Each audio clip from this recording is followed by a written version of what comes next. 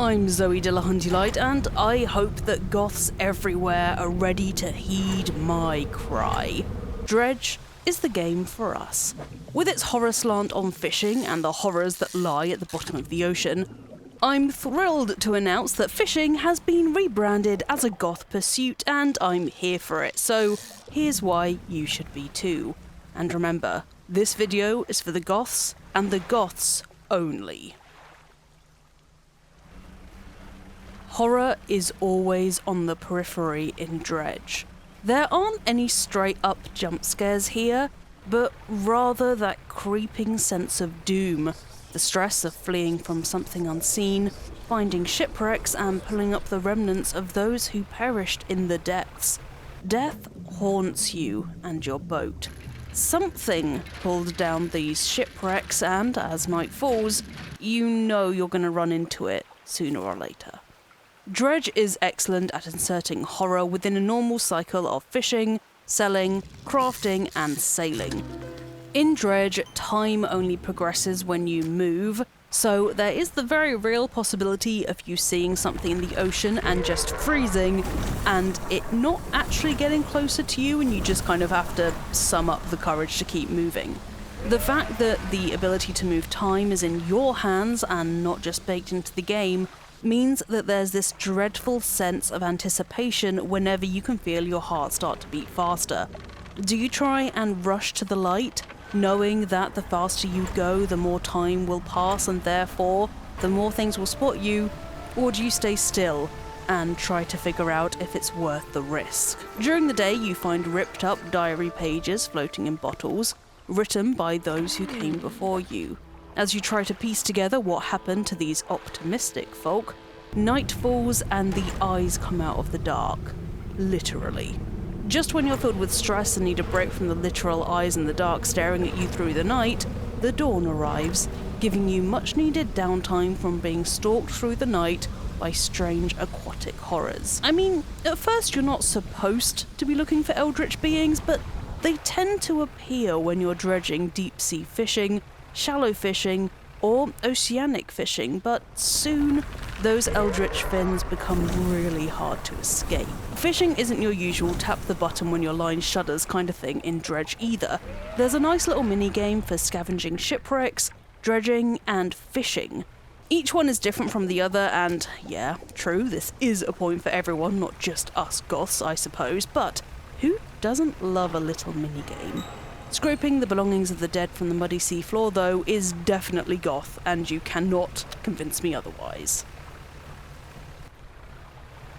Ah yes, nightfall. Night is goth, and in Dredge it's taken to its furthest reaches. You know when you're walking in the dark and suddenly it occurs to you that something could be watching you from behind the trees and you can't get that thought out of your head, so you walk faster, and when you get home you turn on all the lights and close all the curtains and put on YouTube to distract yourself from that thumping heart? That's every night in Dredge. Chugging between land masses when the sun is setting is a heart-pounding endeavour, a race to see if you'll make it to the light or if something will get to you first, as you can hear the ripples of something disturbing the waves as your tiny, clumsy boat is hunted by creatures of the dark sea. Seeing actual eyes in the dark is the final, dreadful confirmation that some things are watching you. Panic is a genuine mechanic in Dredge too. Sway too far from the light and you will start to panic, indicated by the twitchy eye looking everywhere it can at the top of the screen. At night, this panic grows the longer you're in the dark, with odd sounds and glimpses of tentacles and shapes below the waves not helping, and panic seemingly bringing more risk your way, running close to rocks that seem to appear out of nowhere. Panic also has this uncomfortable ability to summon crows to your location that will steal your bounty. Staying near light, whether that's lighthouses or beacons bobbing in the ocean waves during the night, is the only thing that keeps your panic and the creatures at bay. Thankfully, those beacons of light are visible from afar, but there is trickery about as your panic grows. For instance, the curiosity of seeing another boat in the distance and wondering who it could be because you've never seen anyone else on the ocean, But then it dawning on you that no, that's not a boat, it's a lure attached to a monstrous maw which you only realise when it gets close enough to open up wide and try to swallow you whole. Why stay out at night then, I hear you ask? Well, if you're a goth, you'd stay out at night anyway, but also, why not just rest and only fish when it's light? Well, sure enough, the most valuable fish are found at night, so it's always tempting to get out and catch a few before something catches onto you. Plus, other characters in the game will specifically request these fish, leaving you little choice but to voyage into the night. One core component to Dredge is its boat maintenance loop. Your vessel starts off small and rickety, and through selling fish and the shiny things you find on the seabed, you can gradually make it into something that can withstand the perils of the ocean. My god, this is a gameplay loop that makes the serotonin in my head just go, and bolsters your confidence just enough to make you think you can take on the things that chase you at night. Things will literally slither into your hold and corrupt your daily catch. However, with these upgrades and the strange things the relic collector does to your boat, better not ask about that, you're slowly able to catch more types of fish, like the volcanic ones for example, and garner larger rewards, which means a more powerful boat, which means you're more than ready to take on those things that once terrified you. And before you ask, yeah, boat maintenance is goth, obviously. You're not the only one who's trifling with strange aquatic creatures in Dredge. The people of Dredge have their own worries and appetites, and I mean that literally, as there is a certain someone who decides they want to eat those things with too many eyes. I mean, just take a look. This is before, and this is after. Something's up.